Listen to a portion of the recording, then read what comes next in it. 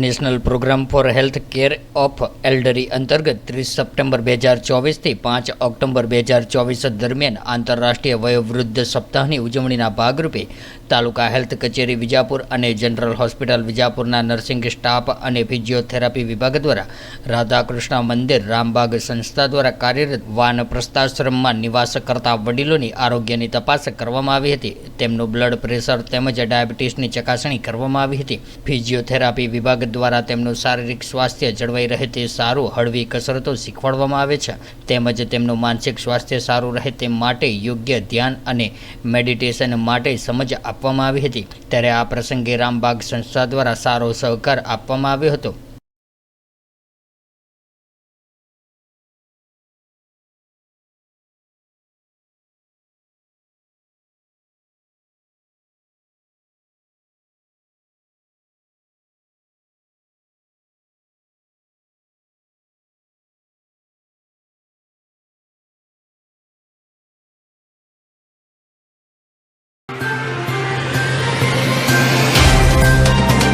तो WhatsApp, Twitter, Facebook, Insta जहाँ भी आपका अकाउंट है, इसे शेयर बटन के द्वारा वहाँ पर शेयर करें.